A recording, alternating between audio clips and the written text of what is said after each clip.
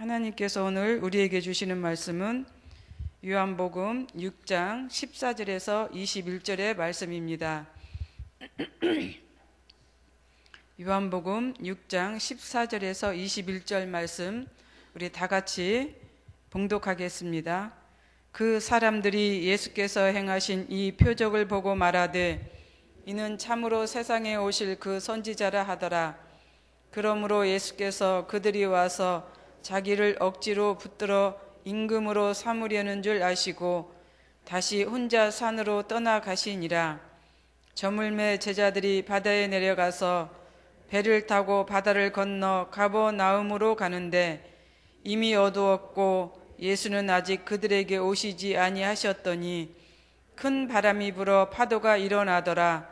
제자들이 노를 저어 10여리쯤 가다가 예수께서 바다 위로 걸어 배 가까이 오심을 보고 두려워하거늘 이르시되 내니 두려워하지 말라 하신대 이어 기뻐서 배로 영접하니 배는 곧 그들이 가려던 땅에 이르렀더라.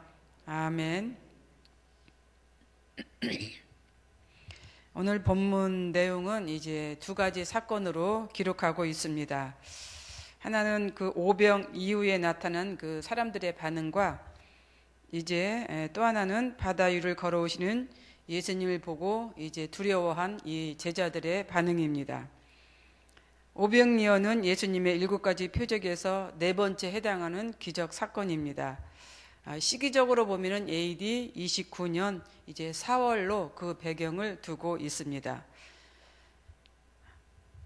오병이어로 이제 5천 명을 살리신 이 사건은 그 예수님께서 갈릴리 사역에서 최고의 그 정점을 이루는 그런 사건이라고 우리가 이제 얘기할 수가 있습니다.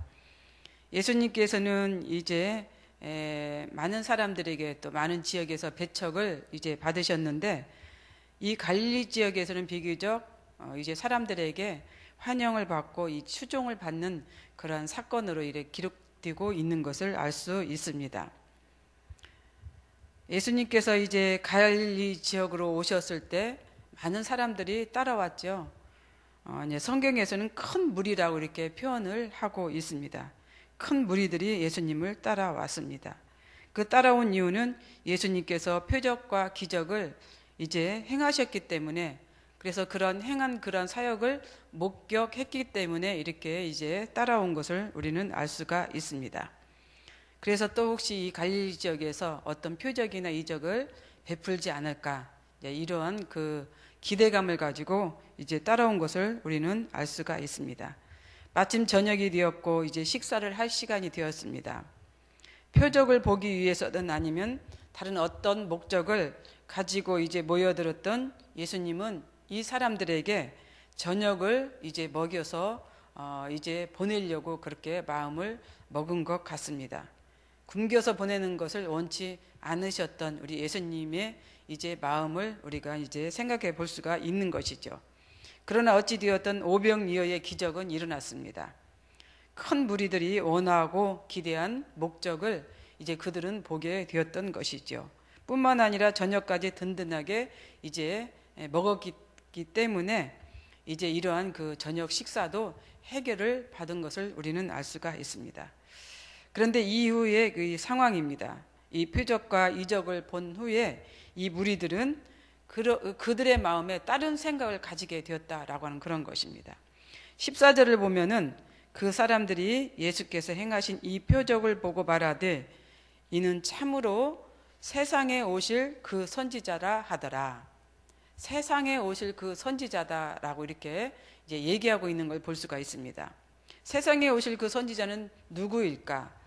신명기 18장 15절에 보면은 내 하나님 여호와께서 너희 가운데 내 형제 중에서 너를 위하여 나와 같은 선지자 하나를 일으키시리니 너희는 그의 말을 들을지니라. 나와 같은 선지자. 신명기는 누가 기록했습니까? 모세가 기록을 했지요. 저자가 모세에게 언뜻 보면은 모세와 같은 선지자다라고 이렇게 우리가 생각을 할 수가 있습니다. 하지만 다른 의미로 보면은 미래에 오실 완전한 선지자다라고 우리가 이제 이해를 해야 됩니다.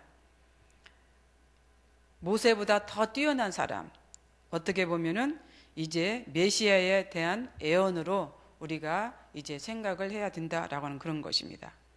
큰 무리들은 예수님께서 미래에 오실 선지자로 생각을 했습니다. 여기까지는 아마 우리가 이제 이 큰 무리들이 바른 생각을 가졌다라고 생각을 할 수가 있습니다.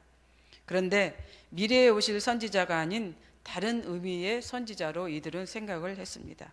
15절을 보시면은 그들이 와서 자기를 억지로 붙들어 임금으로 삼으려는 줄 아시고, 그들이 원한 것은 미래에 오실 선지자가 아닌 세상 임금이었습니다. 억지로 붙들어 임금을 삼으려 했던 이런 상황을 보면 알 수가 있죠. 세상 임금이란 무엇입니까? 세상의 권력과 권세를 가진 자를 말하는 것이죠. 즉 예수님을 앞세워 세상의 권력과 권세를 누려보고자 꿈꿨던 이러한 사람들입니다. 왜 이들이 이런 꿈을 꾸게 되었을까?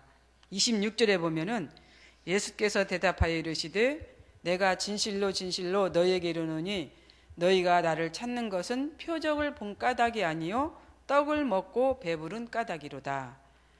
물론 이들이 오병이어 이전까지는 표적과 어떤 기적 이런 사건을 통해서 이제 예수님을 따라왔습니다. 그런데 오병이어의 기적 이후에 그들이 이제 저녁을 먹고 배부른 이런 상황을 통해서 이들은 이제 그 떡을 먹고 배부른 이 상황을 통해서 예수님을 이제 바라보게 되었다라고 하는 그런 것입니다.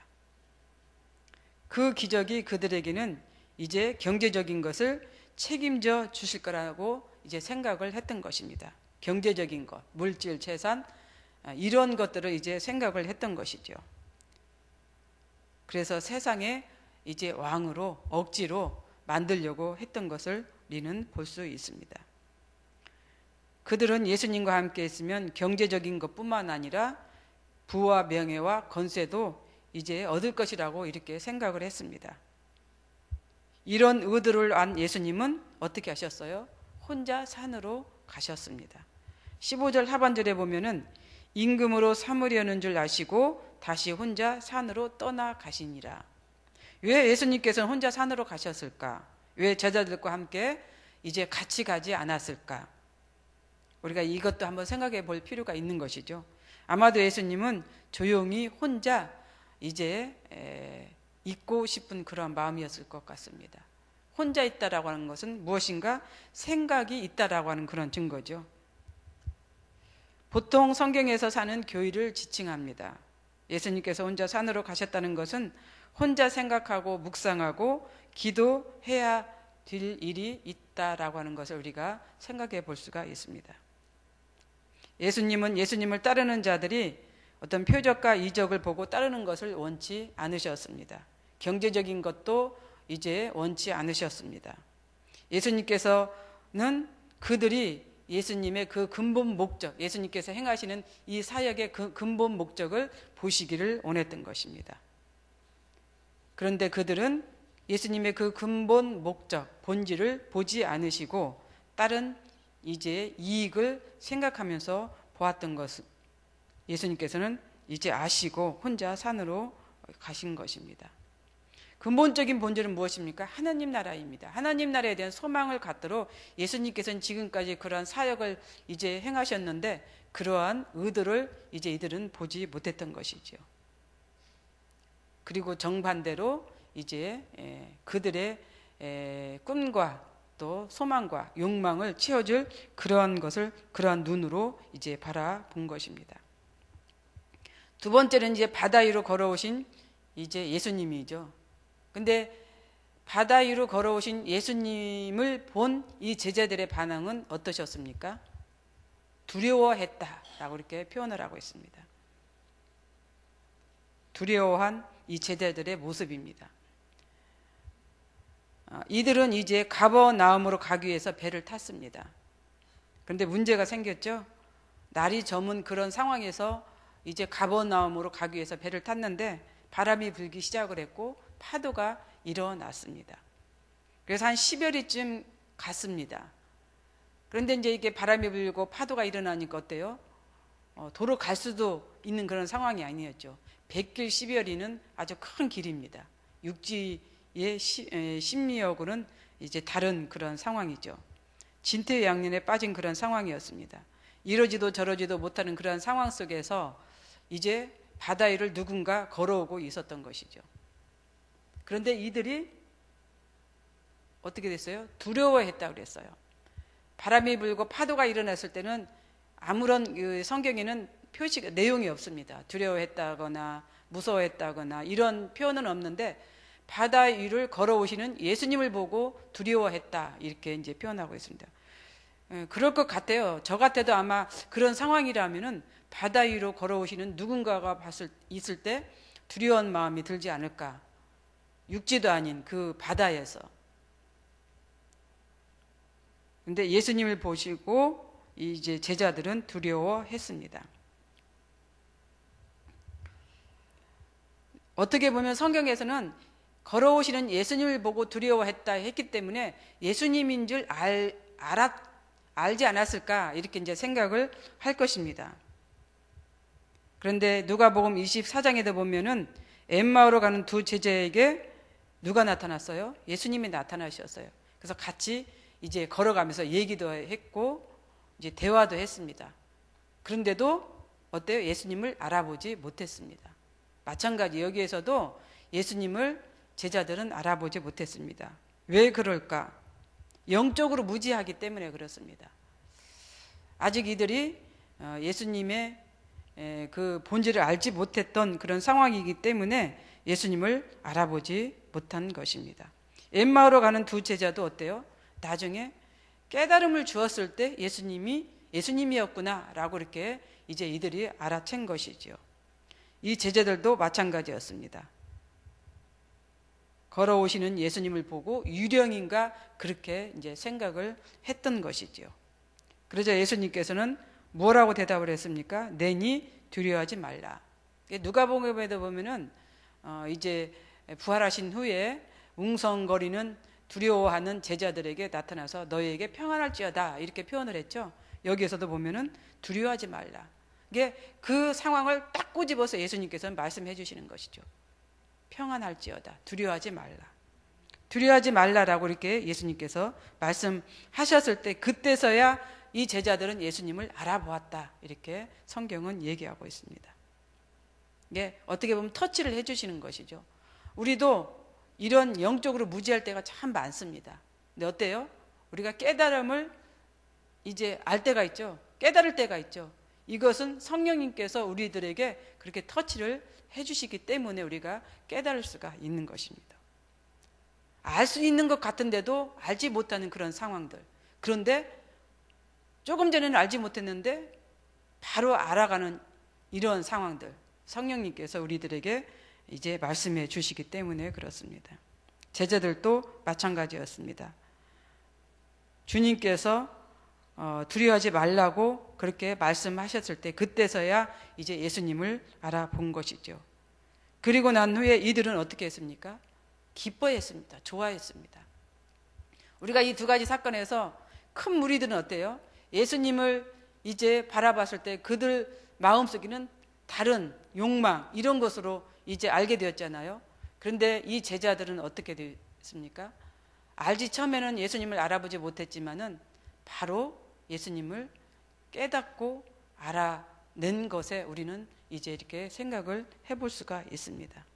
제자들과 큰 무리들, 사람들과의 차이죠. 믿는 사람과 믿지 않는 사람들의 차이라고 우리가 이제 생각을 할 수가 있습니다. 우리가 살다 보면 때로는 영적으로 무딜 때가 있어요. 깨닫지 못할 때도 있어요. 그러나 어때요? 성령님은 우리의 마음속에 오셔서 우리를 깨닫게 해주신다라고 하는 이러한 사실. 이것은 뭐예요? 믿는 자와 믿지 않는 자의 차이. 물론 그렇다고 해서 믿지 않는 자에게 그런 것을 하나님께서는 성령님께서는 역사하지 않는 건 아닙니다. 하십니다. 그렇기 때문에 그들이 이제 믿지 않는 상황에서 믿음으로 예수님을 이제 믿고 구원받는 이런 단계로 오시는 것이죠. 그런데 어때요? 제자들과 무리들과의 이 차이가 분명히 있다라고 하는 그런 사실은 우리가 생각해 볼 수 있다라고 하는 그런 것입니다. 우리 여기에 계신 모든 분들은 믿는 사람들입니다. 어찌 보면 성경에서 나오는 제자들입니다. 우리가 살면서 아직도 깨닫지 못하는 그런 상황이 있으면 성령님께서 이제 이렇게 말씀하셔서 깨닫는, 더 빨리 깨닫는 우리의 삶이 되었으면 좋겠습니다. 오늘 하루 이러한 삶이 되시기를 바랍니다. 기도하겠습니다. 사랑과 은혜가 풍성하신 하나님 아버지, 그렇습니다. 믿는 자와 믿지 않는 자의 차이를 우리가 오늘 이제 이렇게 성경을 통해서 보면서 우리는 큰 무리들, 믿지 않는 자들과 같이 그러한 삶을 살지 않도록 은총을 베풀어 주옵소서.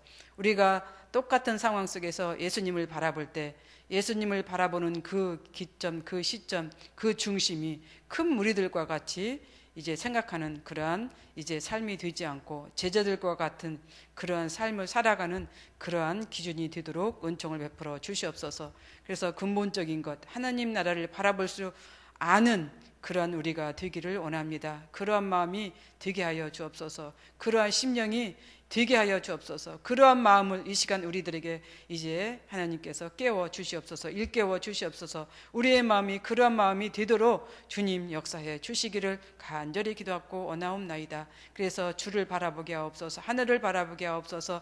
예수님을 바라보게 하옵소서. 예수님의 근본된 그 목적을 바라볼 수 있는 우리의 심령, 우리의 마음이 되도록 주님 역사해 주시기를 간절히 기도하고 원하옵나이다. 그래서 우리 주위에 이러한 삶을 펼칠 수 있는 우리가 되도록 은총을 베풀어 주시기를 간절히 기도하고 원하오며 예수님의 이름으로 기도드리옵나이다.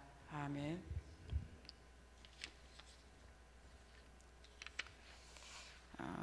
공동기도문 말씀삼운동 온세계 선교입니다. 성경의 중심, 가르침, 말씀삼운동 온세계 선교의 비전은 주님이 말씀상 공동체 성락성결교회 주신 명령임을 믿습니다. 이 소명을 사명으로 받아 순명하여 이루도록 우리를 이끌어 주옵소서.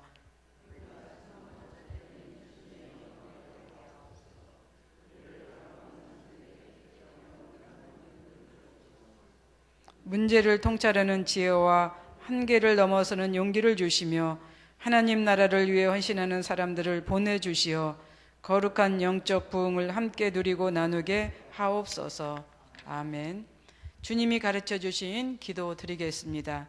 하늘에 계신 우리 아버지, 아버지의 이름을 거룩하게 하시며 아버지의 나라가 오게 하시며 아버지의 뜻이 하늘에서와 같이 땅에서도 이루어지게 하소서.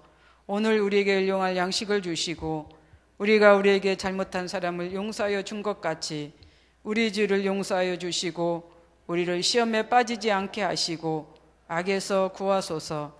나라와 권능과 영광이 영원히 아버지의 것입니다. 아멘. 공동기도 제목입니다. 지금 들은 말씀이 내 삶으로 이어지게 하옵소서. 어제 등록한 새 가족들이 정착을 잘하여 하나님의 자녀로 살게 하소서. 시애틀 리누드에 세워진 로고스 라이프 교회 및 미션 센터를 축복하옵소서. 태아 영아 사무엘 여름 성경학교가 잘 준비되어 은혜 가운데 진행되게 하옵소서. 한 주간 성도들의 가정과 사업 위에 하나님의 은혜와 축복이 넘치게 하옵소서. 한반도를 중심으로 일어나는 평화의담이 순조롭게 진행이 잘 되어 평화의 시대가 열리게 하옵소서.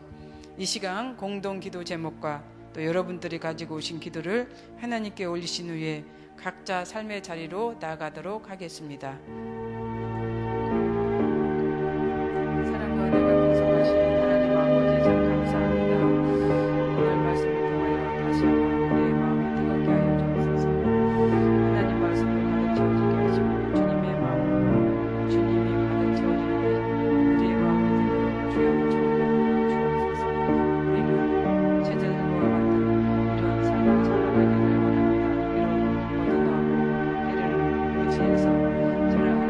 주님을 바라보지 못하지만 그러나 주님께서